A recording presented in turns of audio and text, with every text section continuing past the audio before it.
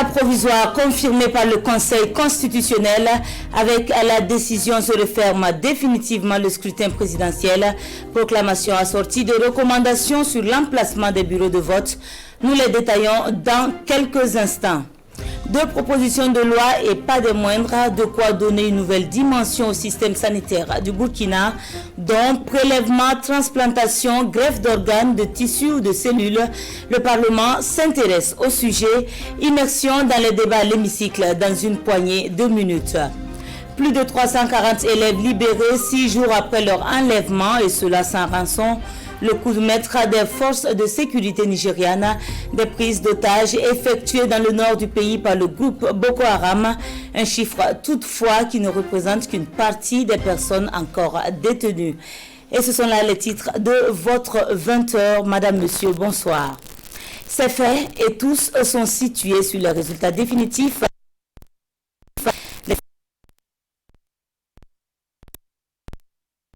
Ce matin, au cours d'une audience solennelle, a entériné la victoire au premier tour du candidat du MPP avec 57,74% des voix.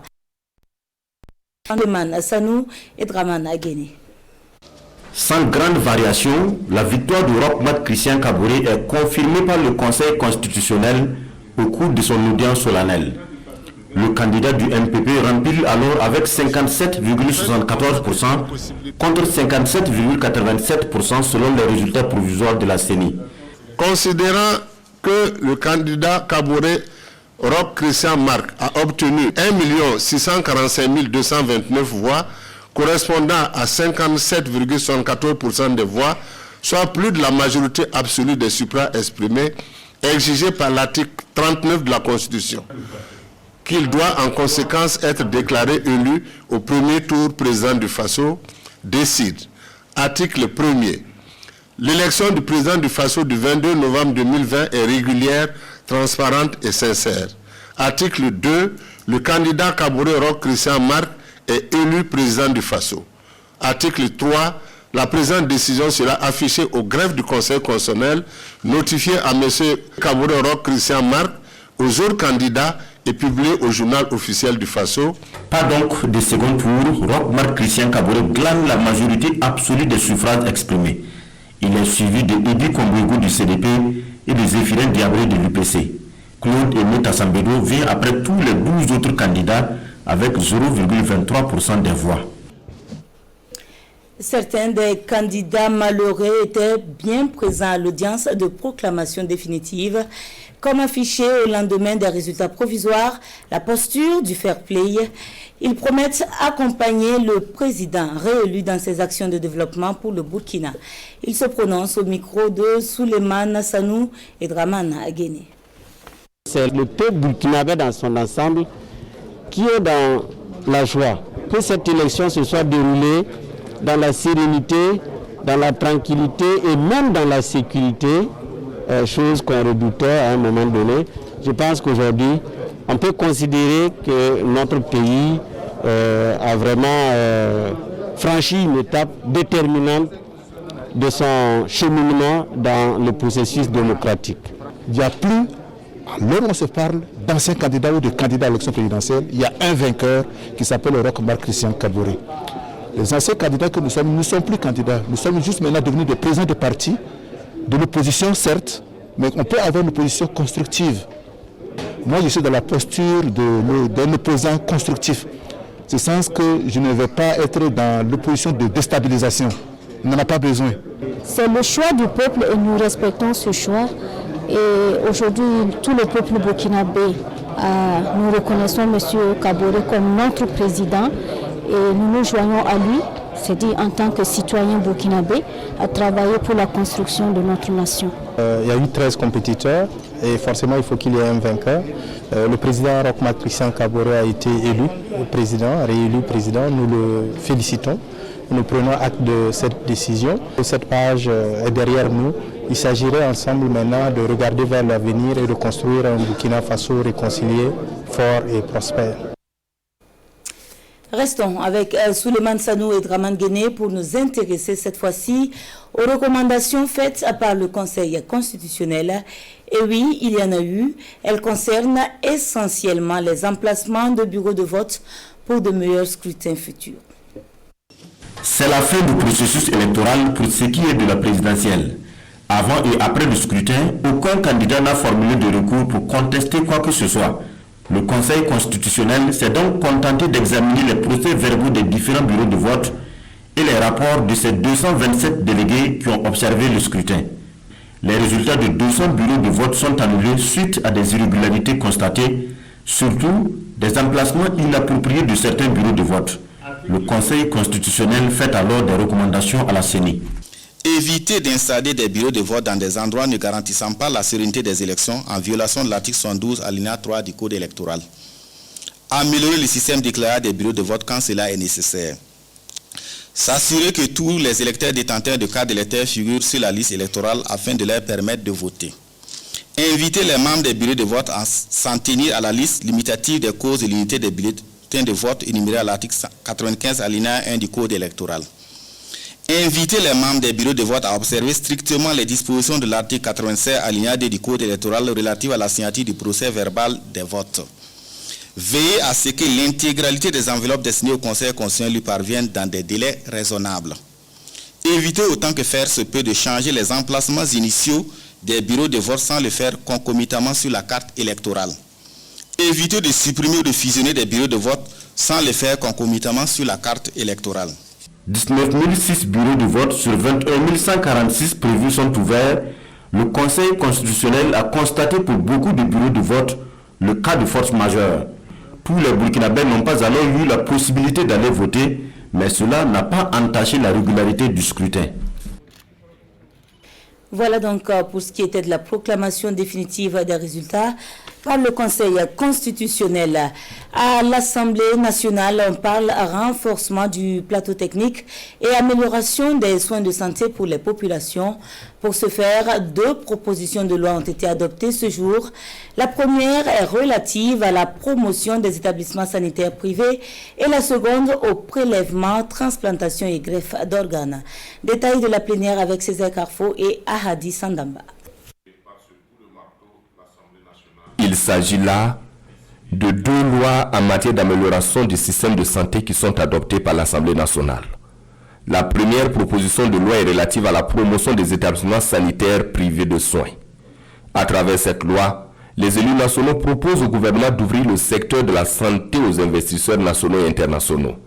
Cependant, en plus des textes pour recadrer et contrôler la qualité des soins, la loi impose que l'établissement sanitaire soit géré par un professionnel dans le respect des règles d'éthique afin donc de réduire les dérives. Pour les députés, cette loi trouve sa justification du fait que le secteur public de santé ne peut à lui seul répondre aux besoins sanitaires des populations. C'est pourquoi le gouvernement, à l'instar d'autres secteurs sociaux tels l'éducation, a toujours encouragé l'ouverture d'établissements privés de soins de santé. Au regard de ce qui précède, il s'avère donc important d'adopter une loi au profit du secteur des établissements sanitaires privés de soins. Toutefois, les élus nationaux estiment que la loi doit mettre des garde-fous de sorte à éviter que la profession médicale ne soit assimilée à une profession commerciale. À terme, cette loi a été adoptée à l'unanimité par 96 députés présents à cette plénière. Pour ce qui est de la deuxième proposition de loi, elle est relative aux dons, au prélèvement, à la transplantation et au greffe d'organes, de tissus ou de cellules humaines. À noter qu'au Burkina Faso, le cadre législatif existe depuis 1994. Cependant, les dispositions de ce code comportent des insuffisances, notamment celles liées aux informations sur les donneurs, les modalités ainsi que la légèreté des sanctions pénales. Des insuffisances qui font que depuis 1994 jusqu'à nos jours, aucune transplantation d'organes et de tissus n'a pu être réalisée malgré l'accroissement des maladies liées à l'insuffisance rénale, la cirrhose et le cancer. C'est dans le souci de combler le vide en la matière que la 7e législature propose cette loi au gouvernement. À travers cette loi donc, les élus visent le développement des formations sanitaires de pointe afin de réduire les évacuations sanitaires et surtout offrir des soins de qualité aux populations. Cette loi relative aux dons, au prélèvement, à la transplantation et au greffe d'organes, de tissus, de cellules humaines sera réservée uniquement aux structures publiques de santé. Elle a également été adoptée à l'unanimité par la représentation nationale. Reste maintenant au gouvernement de faire sortir des décrets d'application pour ces deux lois. Le système sanitaire du Burkina est justement très sollicité par ces temps de Covid-19. La maladie, malheureusement, est en nette recrudescence au Burkina. À la date du 16 décembre, 162 cas confirmés, tous à transmission communautaire sur les 1081 échantillons analysés. Le nombre de cas actifs est désormais porté à 1227. Et la maladie qui fait des victimes, on apprend aujourd'hui la mort de Pierre Bouyouya, l'ancien président du Burundi à l'âge de 71 ans. Selon certaines sources, il serait décédé de la maladie à coronavirus après une semaine d'hospitalisation. Pierre Bouyouya était le haut représentant de l'Union africaine pour le Mali et le Sahel de 2012 à fin novembre 2020.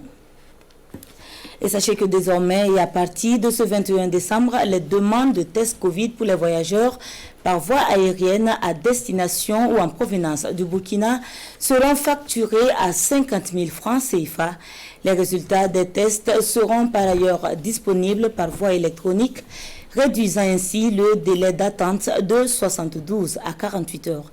Des informations données par le ministère de la Santé via une conférence de presse tenue cet après-midi et résumée par Alidou Badini et Sébastien Zongo.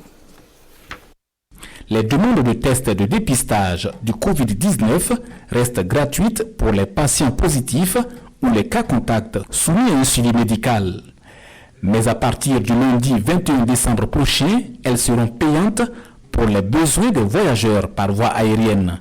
Les passagers qui arrivent à destination du Burkina et qui ont un test qui a plus de 5 jours, en ce moment ce test n'est pas valable, ils sont appelés à faire un prélèvement sur place à l'aéroport qui va les coûter 50 000 francs. Mais aussi les voyageurs au départ du Burkina et qui veulent aller hors du Burkina par voie aérienne, puisque c'est la voie et les frontières aériennes qui sont ouvertes actuellement, ils doivent également réaliser un prélèvement pour les tests et ça leur coûtera également 50 000 francs. Le ministère de la Santé s'engage dans la dématérialisation du processus de rendu des résultats des tests Covid. À partir d'une application téléchargeable sur son site web, le voyageur qui se présente à un site de prélèvement reçoit par la suite un message pour l'avertir de la disponibilité de son résultat. Quand vous recevez le SMS pour dire que le résultat est disponible, vous ouvrez juste l'application qui est déjà installée sur votre téléphone pour renseigner les différents paramètres, le code d'échantillon et puis le numéro de téléphone pour pouvoir avoir accès à vos résultats après vérification avec le code que vous allez recevoir par SMS. La durée moyenne de la disponibilité des résultats passera ainsi de 72 à 48 heures. Pour la mise en œuvre de ce nouveau processus, le ministère de la Santé disponibilise 14 sites de prélèvement dans 9 régions du pays. La recherche toujours sollicitée pour le traitement du coronavirus. Pour ce qui concerne le Burkina, c'est l'amélioration du système de santé dans son ensemble à travers la recherche qui est visée. C'est d'ailleurs le thème retenu pour la première édition des journées scientifiques de l'Institut de recherche en sciences de la santé. Le clap d'ouverture est intervenu ce matin du 18. En témoigne ce compte rendu de Salifou Belem et Boukari Ouedraogo. Des chercheurs venus de plusieurs pays pour un regard croisé sur les résultats de la recherche de l'Institut de recherche en sciences de la santé, l'IRSS. L'Institut a à son actif plusieurs résultats de recherche, mais souvent peu connus du grand public. L'IRSS veut rectifier le tir, d'où ces journées scientifiques qui permettront aux chercheurs de mettre en lumière le fruit de leur travail. L'OMS a coopté l'équipe IRSS pour être le point focal Afrique de ces questions de santé mère-enfant en termes de recherche, en termes de formation au niveau sous-régional. Nous avons un travail énorme avec les médecins traditionnels du Burkina qui ont permis de mettre au point des médicaments à base de plantes. Le meilleur qu'on a pour l'instant qui est sur le marché, c'est le FACA. Des résultats engrangés qui permettront d'impacter les conditions de vie des populations, car l'IRSS a fait de son credo la recherche biomédicale et la recherche en médecine traditionnelle. Moi, je considère qu'un chercheur qui est seul dans son laboratoire, qui fait son activité, c'est un danger potentiel. Parce que on a beau avoir un stock de savoir, on a besoin du regard des pairs, du regard même de ceux qui ne sont pas de la discipline. Ça peut nous aider à prendre la mesure des risques de ce que nous sommes en train de faire, à regarder également notre démarche, notre méthodologie. On a besoin encore d'avoir des gens dans ce domaine-là. Le ministre Al-Kassoum Maïga est allé encore plus loin en exhortant les chercheurs à laisser de côté leur fausse modestie afin de prendre la place qui leur revient de droit au niveau international. Il les a par ailleurs rassurés que le gouvernement ne lésinera pas sur les moyens, car pour lui, la recherche est un levier important du développement socio-économique du Burkina. Comment réussir une année scolaire apaisée? Le sujet réunit et intéresse à plus d'un titre les acteurs de l'éducation. Tous sont conviés à prendre part au conseil extraordinaire de cabinet. Le référentiel de l'enseignement de base en cours d'élaboration ou encore l'opération de collecte de fonds sont aussi au nombre des sujets à aborder. Roger Kahn et Maxime Zongo. L'année scolaire 2020-2021, une année particulière au regard de l'arrêt brutal des cours en 2019-2020. Conséquence du Covid-19 et des perturbations sociales. Pour remettre les choses à niveau, le ministère en charge de l'éducation a alors entrepris une concertation élargie avec ses principaux collaborateurs. Au regard de ce qui s'est passé pour l'année scolaire 2019-2020, il fallait donc travailler à achever les programmes donc scolaires des élèves des classes intermédiaires donc qui ont vu leur année scolaire validée, on va dire précocement. Et donc c'est ainsi que nous avons élaboré une feuille de route donc de mise en œuvre d'une rentrée scolaire apaisée et sécurisée. Pour nous, il était important que nous puissions nous réunir pour voir, apprécier ce qui a été fait et voir si effectivement à l'issue de cette date-là, les nouveaux programmes ont pu démarrer. L'année 2021 connaîtra la fin du plan stratégique de développement de l'éducation de base PDCEB. Un nouveau référentiel est alors en cours d'élaboration et a donc besoin de l'avis des acteurs concernés pour son succès. Autre centre d'intérêt de ce conseil de cabinet extraordinaire, la reconduction de l'opération de collecte de fonds qui aura, selon le professeur Ouaro, connu un succès. Au menu également des échanges, la gestion des infrastructures scolaires, objet souvent de polémique. Et enfin, l'interpellation des acteurs du système éducatif sur les mesures barrières relatives à la lutte contre le Covid-19. Et sur la question des réformes, le préscolaire n'est pas en reste. Il sera bientôt soumis au respect d'un plan d'action de développement de l'enfant au Burkina. À ce sujet, une rencontre est initiée entre la ministre de la Famille et les structures d'encadrement. Occasion également pour recueillir les préoccupations et recommandations de ces derniers, Urbain Benito Somé et Oumou Sissé. 105 crèches dont 2 publiques pour tous les enfants de 0 à 3 ans du Burkina Faso, une forte pénurie qui handicape beaucoup de mères. Ces chiffres en date du 4 mars 2020 sont de la direction du développement de l'enfant. Une insuffisance de ces structures tant privées que publiques qui interpelle le ministère de tutelle. Compte tenu du manque d'aide ménagère, il est important que les femmes trouvent une autre alternative à la garde des enfants. D'où la nécessité de renforcer la garde pour que la femme soit plus sereine, pour aller être plus opérationnelle dans le travail. Et mieux encore, même le secteur informel, parce que les femmes, on voit les femmes dans les marchés avec les enfants. Un marché n'est pas un lieu propice pour le développement d'un enfant. Les promoteurs des crèches et haltes garderies rencontrent d'énormes difficultés de fonctionnement. Et à leur ministre de tutelle, ils espèrent avoir des solutions pour garantir de meilleures conditions de séjour aux enfants accueillis dans ces structures. Aujourd'hui, c'est l'accompagnement en matériel et des subventions pour permettre que les femmes puissent avoir un accès à la garderie ou aux crèches sans payer trop cher. Pour Laurence Ilboudo, l'accès des enfants de 0 à 3 ans aux crèches ou aux haltes garderies ne doit plus être un privilège octroyé aux plus nantis, mais comme un droit pour toutes les femmes qui se trouvent dans le besoin. Autre point de l'actualité, l'hommage du maire central de Ouagadougou aux forces de défense et de sécurité à la tête d'une délégation. Armand Bewende s'est rendu à la direction générale de la police municipale, au poste de commandement de la gendarmerie et au commissariat central de police. Ce qui a été dit avec Lassina Ouattara et Sékou Zongo. L'exécutif municipal rend hommage à ses partenaires, notamment le personnel en charge de sécurisation de la ville de Ouagadougou. Un hommage qui se traduit par cette visite aux forces de sécurité exerçant dans la capitale burkinabé. De la direction générale de la police municipale au commissariat central, en passant par le poste de commandement de la gendarmerie du Kadiogo, Roland Armand Pierre Bewende loue et encourage ses agents pour leurs actions de sécurisation des personnes et des biens. Nous sommes venus témoigner également notre reconnaissance pour leur collaboration durant cette année. Donc au-delà de ce corps, c'est à toutes les forces de défense et de sécurité que nous voulons témoigner vraiment notre reconnaissance. Parce qu'ils n'ont pas cessé de s'engager fermement pour relever les défis sécuritaires contemporains, c'est-à-dire la lutte face au grand banditisme et surtout face au terrorisme. Vous savez, quand vous travaillez, la population est satisfaite, les autorités sont reconnaissantes. On ne peut être que content, très joyeux. Voilà. Et il invite aussi à plus d'abnégation au travail. Cette tournée du conseil municipal de Ouagadougou permet de prendre la mesure des conditions souvent difficiles dans lesquelles travaillent les agents de sécurité.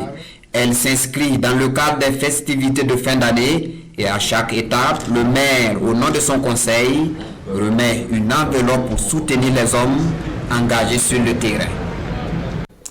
Et le guichet unique du foncier qui se fait mieux connaître des usagers. Dans la gestion de la question foncière, il se voit très sollicité et pendant 72 heures, il se met à la disposition de tous ceux qui ont des préoccupations. Les détails avec Urbain Benito Somé et Boukari Ouedraogo. Le guichet unique du foncier, c'est dans ce bâtiment à 4 étages que s'effectuent les formalités pour l'acquisition des titres et autres actes de sécurisation foncière.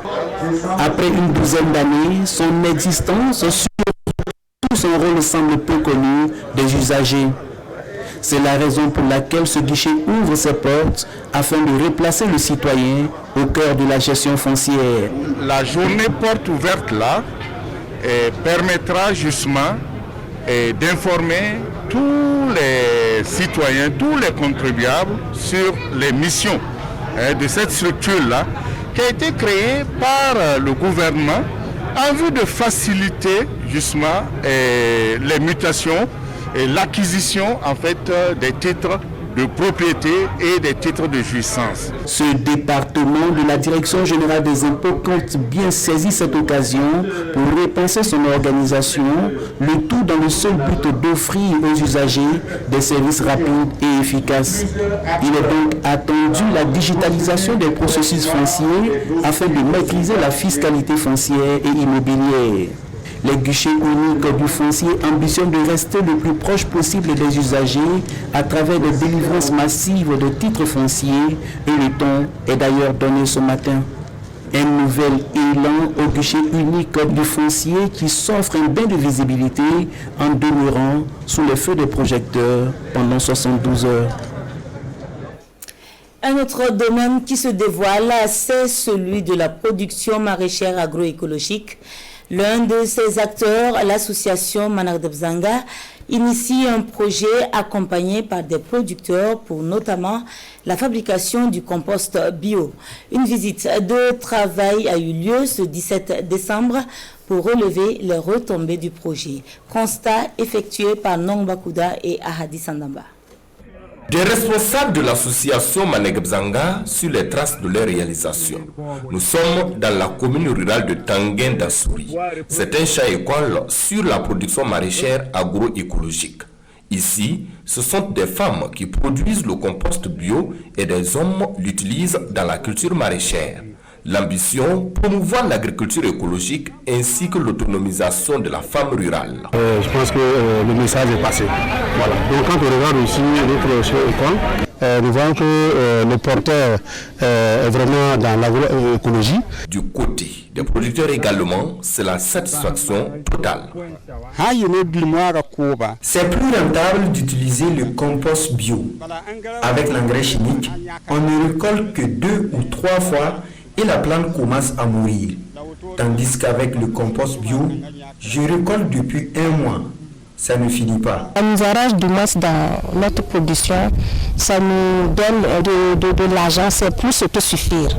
Cependant, les maraîchers de Tanguène-Dassouri sont confrontés au manque d'eau et au manque de débouchés de leurs produits. On va les accompagner à participer aux différentes foires. Puis la question de l'eau, nous allons revoir notre partenaire financier et technique, l'ambassade de France, qu'il est de forage. L'association Maneg-Bzanga remet ici à l'unité de production de compost bio du matériel de travail. En rappel, le projet est financé par le Fonds d'appui aux projets innovants de la société civile et des coalitions d'acteurs Fonds Prisca de l'ambassade de France. L'autonomisation financière des jeunes et des femmes, toujours poursuivie par le PREJET, le projet financé par l'Union européenne et la Fondation Société Générale, a une durée d'1 année. Il entend intervenir spécifiquement dans les zones du centre et du nord. Issa Kafando et Caroline Ouari. Développer l'entrepreneuriat des jeunes femmes en renforçant l'offre et la demande des services d'éveil et d'éducation des jeunes enfants est l'objectif du PREJEF, le projet d'appui à l'entrepreneuriat des jeunes femmes au Burkina. En partenariat avec 3 associations, le projet compte mener entre janvier et décembre 2021 des actions de communication, sensibilisation et autres sessions de formation entrant toutes dans le cadre de l'insertion socio-professionnelle des jeunes femmes et l'éveil de la petite enfance. C'est vrai qu'au Burkina, il existe des structures d'accueil des enfants de 3 à 36 mois, mais elles sont déjà pas assez nombreuses. Seuls 0,04% des enfants de cette tranche d'âge ont accès à ces structures d'accueil et souvent le personnel manque de compétences, de qualifications pour bien encadrer ces jeunes enfants. Selon le représentant du ministre en charge de la promotion des femmes à cette cérémonie, la contribution du projet est d'un apport attendu. Ce projet va permettre encore au ministère d'être encore plus visible à travers ces femmes qui seront formées. En fait, c'est un domaine souvent délaissé. On pense que le premier venu peut faire cette activité, ce qui n'est pas vrai.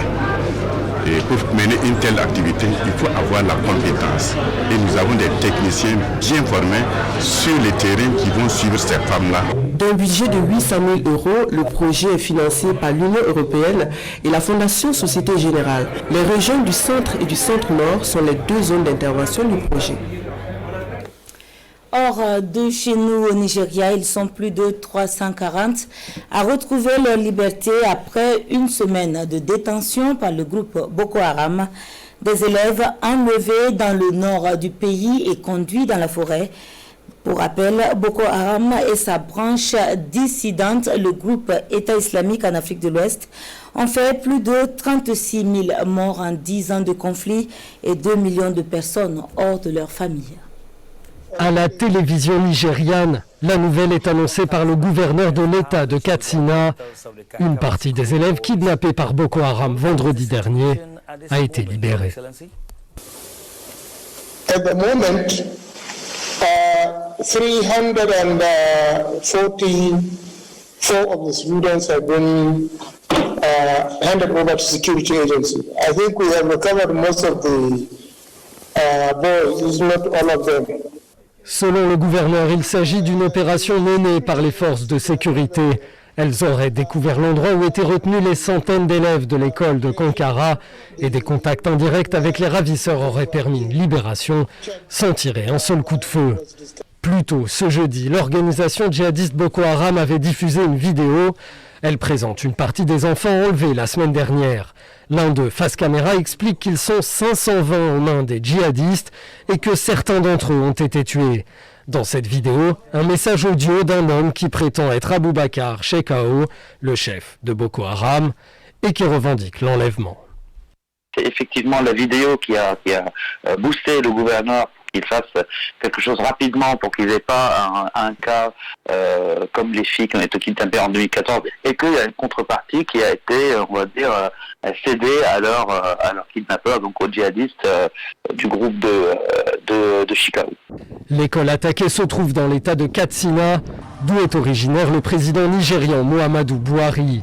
Au moment de l'assaut, il était à 200 km de là, dans son village natal, pour fêter ses 78 ans. Voilà qui referme l'édition de ce soir. Merci à vous de nous avoir suivis. On se dit à demain, Dieu voulant. Bonsoir.